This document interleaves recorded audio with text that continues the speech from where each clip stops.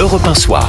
19h, 21h, Pierre de Villeneuve. Toujours avec Mathieu Bock-Côté et Philippe Guibert pour parler de la politique étrangère, pour parler de la politique française. Restons quelques instants dans le bureau ovale avec Donald Trump qui promet un accord rapidement, qui annonce ou qui invite en tout cas Volodymyr Zelensky à venir à la Maison Blanche pour parler de cet accord également avec lui. Tout cela, même si ça... Nicolas Tenzer disait que ça n'avançait pas des masses, mais finalement ça avance quand même un petit peu. Donald Trump qui a également dit « Je ne sais pas si les Ukrainiens pourront récupérer les terres qu'ils ont perdues ». Bon, ça annonce quand même les fameuses concessions territoriales. Et puis je voudrais qu'on écoute Donald Trump sur un sujet qui va peut-être vous faire rire ou pas, mais c'est un peu ce qu'on disait tout à l'heure en filigrane avec Nicolas Tenzer. Écoutez. Je voulais juste vous raconter une petite histoire. Alors nous étions à la Tour Eiffel en train de dîner avec la merveilleuse femme du président Macron et la mienne, et Emmanuel a commencé à parler du French Deal, et tout ça en français, sans interprète, et il n'en finissait pas, et je hochais la tête, oui. Et le lendemain, j'ai lu les journaux et je me suis dit, mais ce n'est pas du tout ce qu'on a dit. Voilà, c'est quelqu'un de très malin. He's a smart guy. C'est quelqu'un de très malin. Mais vous voyez, c'est ce qu'on disait, c'est que chacun a sa vérité dans cette histoire. Et puis, quand vous êtes avec Trump, vous êtes entraîné dans le spectacle Trump. C'est-à-dire pas que vous puissiez vous extraire du style Trump qui consiste à faire ce qu'on vient d'entendre, c'est-à-dire à faire quelque chose qui se rapproche de la blague ou à faire une provocation. Il est dans un spectacle, Oui, mais là, vous voyez, il raconte ça sur le ton de la blague, mais en réalité, il dit qu'en gros, enfin en filigrane, les auditeurs auront compris que tout ce qui a été dit, c'était pas vrai, et qu'on n'avait pas du tout parlé de ça, que les journaux avaient soit mal interprété ce qui avait été dit, soit que, du coup, l'Élysée avait rapporté des propos qui étaient en tout cas erronés. Oui, non, alors, il faut effectivement comprendre, chez Trump, sa parole ne l'engage pas lui-même. Alors, et non pas... Est-ce que c'est parce qu'il est fondamentalement malhonnête ou c'est tout simplement parce que c'est dans la ruse permanente? C'est-à-dire, on a compris une chose ces derniers temps, je pense, à la fois avec le Canada et l'Ukraine. Je fais le lien. Il dit au début, 51e État, on va vous annexer, on vous... Puis à un moment donné, on comprend à la fin, il s'agit seulement de renégocier, d'imposer des tarifs puis renégocier les accords commerciaux avec le Canada. Avec l'Ukraine, il est là, Zelensky, dictateur, Zelensky. Et là, il se laisse aller puis bombarde. Au détour d'un long discours qui disait en fait que Zelensky, on lui avait donné énormément d'argent et que d'ailleurs, il y a une partie de cet argent qui a été perdue. J'entends, mais ça finit par dictateur, qui est quand même un terme... C'est au milieu de la phrase, ça tombe un peu mal. Si je joue au milieu d'une phrase, par ailleurs, Pierre de Villeneuve assassin, vous allez vous retenir cette phrase-là. Non, seulement ce soir. Ouais. Alors, j'y reviens, Trump dit tout ça, et à la fin, qu'est-ce qu'on comprend? Eh bien, il veut imposer ses conditions. Il y a une forme de logique prédatrice par rapport à l'Ukraine en disant, nous allons nous rembourser à même vos ressources naturelles. C'est ça, le fond du sujet. Je pense que l'enjeu est là. Bien sûr. Ensuite, ce qui me semble, puisque vous aviez raison de dire, je crois, Tenzer, qu'avec Trump, ça bouge un peu, mais ça bouge pour peu qu'on accepte l'idée de nous ne sommes plus au 20e siècle.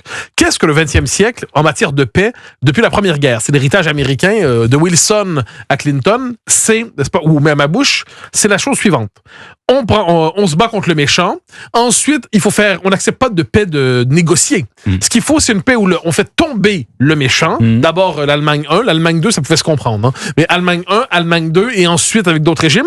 Et une fois qu'on a liquidé le méchant, on a une paix définitive censée réconcilier les hommes sur Terre. Donc, l'idée d'une forme de paix définitive, mais c'est pas une paix de compromis. C'est une paix où il faut éradiquer les sources du mal plutôt que s'entendre avec son ennemi sur un nouvel ordre du monde. Donc, c'est un peu utopique. Les Américains sont fondamentalement utopiques dans leur politique étrangère. C'est ce que, comment s'appelle-t-il, Hubert Védrine appelait le wilsonisme botté des Américains. Et de la même manière... C'est un peu comme dans les sitcoms, en fait. C'est une psychologie américaine, et on l'a vu aussi en un temps en ex-Yougoslavie, on l'a vu en Irak. Il y avait toujours cette idée, on va faire tomber le régime, et là, cela dit, en Irak et dans les Balkans, il y a toujours eu des méchants, et d'ailleurs des très très méchants sanguinaires. C'est pas la question, je dis simplement que... Il y a plein de méchants, il y a que des méchants. Le monde est fait de méchants. Or, les Américains ont cette idée que si on fait tomber le méchant, de la paix, la capitulation sans condition, il sera possible ensuite d'avoir une paix définitive, la Pax Americana mondialisée et protégée. Je pense qu'on sort de ça complètement. Là, qu'est-ce qu'on voit? C'est une paix qui va être négociée entre deux empires, un qui est assurément détestable, la Russie, mais il se trouve qu'il existe. Et la politique est l'art des réalités. Donc, il faut tenir compte de l'ennemi de l'adversaire, de la puissance rivale qui est devant nous. Moi, je vous suis, mais je pense qu'il y avait des méchants avant même la constitution des États-Unis. Ah, mais il y a des méchants depuis la nuit des temps jusqu'à la fin des temps. Il y a toujours un méchant. Oui, mais il y a que les Américains qui croient à la paix perpétuelle par le bombardement des régimes coupables. Mais ce qui me semble très frappant, Philippe Guibert, un des rares fils conducteurs que je vois dans les propos de Trump sur à peu près tous les sujets, c'est l'obsession pour les matières premières et les énergies. Son obsession sur l'Ukraine, Mathieu l'a. Mais non, c'est pas une histoire d'énergie, c'est une histoire d'argent. Oui, mais c'est ce qui revient un peu au même. Mais avec la vision stratégique, il dit Biden a donné des milliards et des milliards à l'Ukraine. Maintenant, il faut se rembourser. Que ce soit par les métaux rares ou autre chose. Sur les métaux rares de l'Ukraine, qui sont une de leurs ressources qui peuvent leur permettre d'être un État encore souverain. Donc il y a une volonté prédatrice de chez Trump, qu'on parle du Groenland ou qu'on parle de l'Ukraine. On ne sait pas si c'est durable. Est-ce que c'est peut-être des... là, pour le coup, on parle totalement dans le vide, mais ça se trouve, c'est peut-être pour rembourser à hauteur de ce qui a été donné, et puis après, il le laissera. On ne peut pas demander à un pays on sait pas. Enfin, c'est pas... Du point de vue moral ou de la justice, c'est pas raisonnable de demander à un pays dont 20% mais c'est ça la question, Philippe. Est-ce qu'il y a encore une morale aujourd'hui, en 2025 ? On est sorti complètement. Non, vous savez, connaissez la formule de Malraux, on ne fait pas de la politique avec la morale. Le problème, c'est qu'on ne peut pas en faire non plus sans. Or là, on a un Trump qui a laissé complètement tomber la morale. Donc évidemment qu'on ne fait pas une politique étrangère avec seulement de la morale. Mais on ne peut pas sacrifier de cette façon l'Ukraine, parce que ce qui est choquant dans tout ça, c'est que dans l'accord avec Poutine, dans le sentiment très fort qu'on a eu que Trump accordait tout à Poutine avant même d'avoir commencé à discuter. Il y avait cet enjeu énergétique qui était derrière et qui était loin d'être négligeable dans le raisonnement. Est-ce qu'il y avait une morale et on en parlait hier matin avec Mathieu Bock-Côté dans le grand rendez-vous Europe 1 CNews. Est-ce qu'il y avait une morale dans Yalta ? Est-ce qu'il y avait une morale dans le fait de découper les frontières à nouveau dans certains pays et de les bouger ? Mais moi, je poserais alors la question de la morale n'est pas une question vaine, mais elle n'est pas première en politique, encore moins en politique étrangère. Mais moi, mon souci, c'est surtout de comprendre la rationalité des acteurs. On peut ensuite condamner absolument.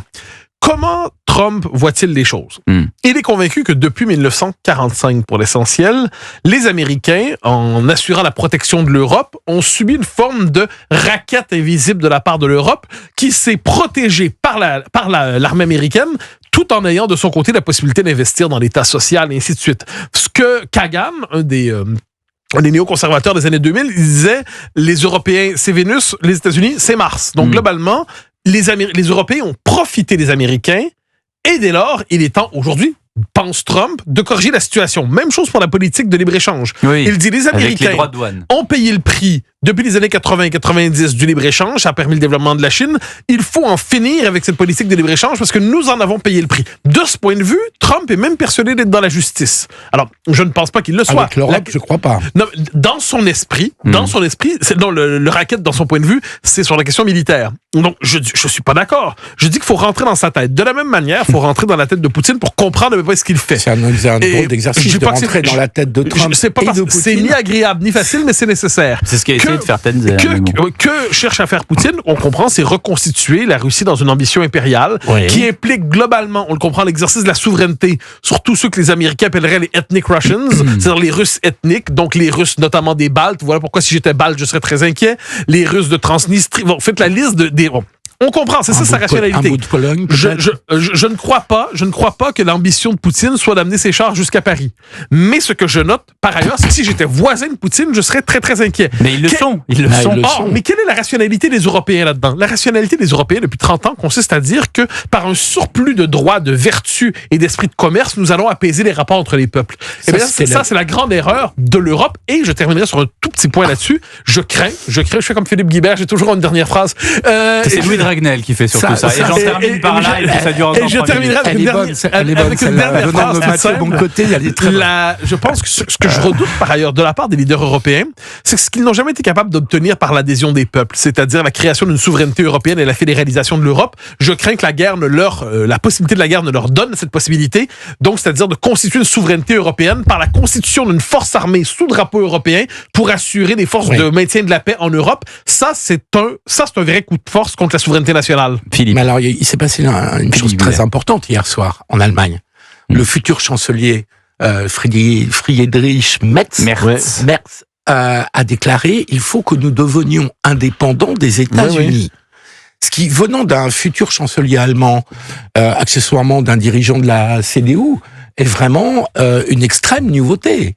Parce que l'Allemagne était quand même au sein de l'Union européenne, avec la Pologne, avec d'autres pays, mais surtout l'Allemagne, était le garant de l'atlantisme. Nous, Français, on a toujours été moins atlantistes. Il y a une énorme base américaine à Ramstein, qui est une base de déploiement des Américains sur toute l'Europe, jusqu'à la Russie. Mais que le futur chancelier, au soir de sa victoire électorale, prononce ce discours à la télévision, en précisant, je n'aurais jamais pensé dire ça à la télévision. Oui, 3 jours avant, il n'avait pas pensé. Est un revirement majeur de la politique étrangère allemande, parce que ce que vous avez décrit, Mathieu, c'est l'Europe sous influence allemande, c'est-à-dire une vision complètement mercantiliste, très Merkel, où on exporte partout et on achète par de la diplomatie économique et on devient un nain diplomatique et un nain politique. Mais là, il y a un changement majeur qui est en train de se passer, au moins en Allemagne, et la France va peut-être être un peu moins seule, à clamer que l'Europe doit être aussi une puissance si elle veut exister. Alors, cela dit, si je peux me permettre, les pas de phrase j'ai bien vu la point à ajouter. Alors, Merz, ça tombe bien, il vous reste 30 secondes, Mathieu. Alors, le Merz disait, de son côté, pendant la campagne, il passait plutôt pour souverainiste en matière européenne, plutôt attaché à la souveraineté allemande. Il est élu, il gagne ses élections, le soir même, il dit finalement, la souveraineté devra s'exercer au niveau européen. J'ai peut-être j'ai des considérations secondaires, mais je crois que cette espèce d'accélération fédéraliste sous prétexte ukrainien ça va accélérer la liquidation de la démocratie dans les sociétés européennes. Il n'a pas été aussi précis que ça. Il a pas parlé de fédéralisme. En tout cas, il a ouvert la coalition au SPD et il l'a fermée à l'AfD. Absolument. Donc pour ceux qui voulaient... Ce que tu as attendu, ce que tu es sans surprise. Oui, mais avec cette originalité, vous en conviendrez qu'il y a une majorité en Allemagne très ferme pour la régulation de l'immigration, mais qui ne pourra pas s'exercer parce que la CDU va s'entendre avec les SPD, qui est contre cette régulation, contre la majorité qui impliquerait une alliance avec l'AfD. Mathieu, en Allemagne, nous, on n'est pas habitués. On a passé 2 mois à avoir un gouvernement cet été. On était au bord du désespoir. En Allemagne, c'est la norme. Et donc, une coalition se négocie avec point par point le programme. Elle se négociera entre la CDU et le SPD.